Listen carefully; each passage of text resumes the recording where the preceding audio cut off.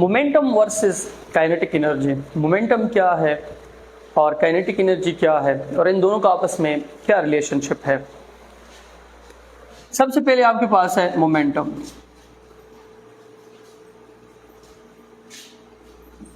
Momentum आपके पास बराबर है P is equal to mv। इसमें m आपके पास मास है, v आपके पास वेलोसिटी है और p आपके पास मोमेंटम है। जब भी हम किसी भी बॉडी की मास और वेलोसिटी दोनों को आपस में मल्टीप्लाई करेंगे तो इनसे जो नेट फिजिकल क्वांटिटी आपके पास आएगी दिस विल बी मोमेंटम। फर्ज करें ये आपके पास एक फुटबॉल है, ठीक है, जिसका मास आपके पास है 2 kg और मैं इसके ऊपर फोर्स लगाता हूं, ठीक है, और इसको मूव करता हूं with velocity of 2 metre per second. अब इसका मोमेंटम मैं कैसे निकालूंगा? बहुत ही सिंपल है, P is equal to mv।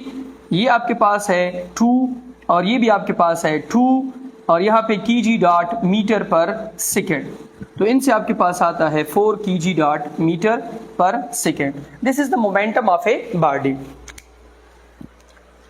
अब इसके बाद आपके पास है काइनेटिक एनर्जी। काइनेटिक एनर्जी आपके पास क्या है? काइनेटिक एनर्जी आपके पास बराबर है 1/2 mv²। इसमें m आपके पास मास है, v आपके पास वेलोसिटी है। अब अगर आप यहां पे देख लें, यहां पे मोमेंटम और मास के दरमियान डायरेक्ट रिलेशन है और मोमेंटम और वेलोसिटी के दरमियान डायरेक्ट रिलेशन है। मास को अगर मैं डबल करूं तो मोमेंटम डबल होता है, वेलोसिटी को डबल करूं तो मोमेंटम डबल होता है।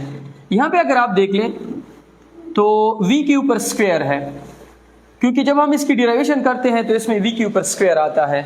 तो काइनेटिक एनर्जी आपके पास डायरेक्टली प्रोपोर्शनल है मास के, काइनेटिक एनर्जी डायरेक्टली प्रोपोर्शनल है square of A velocity.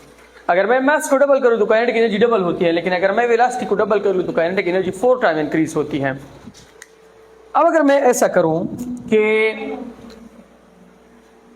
Kinetic energy is equal to mv² divided by 2, 1/2 mv² को मैं इस तरह लिख सकता हूं mv² डिवाइडेड बाय 2।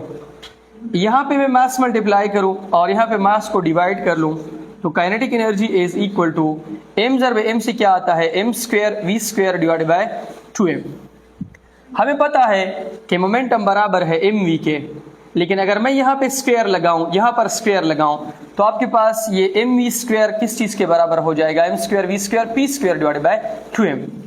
अब इस इक्वेशन को देख लें, इसमें p आपके पास मोमेंटम है, m आपके पास मास है, तो kinetic energy is directly proportional to p², kinetic energy is inversely proportional to m।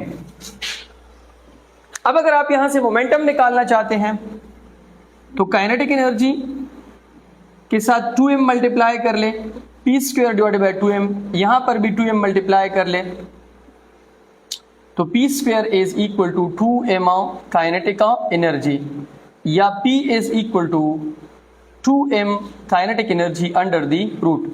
अब अगर इसमें आपके पास मास है और काइनेटिक एनर्जी है तो इजीली आप यहां से मोमेंटम डिराइव कर सकते हैं।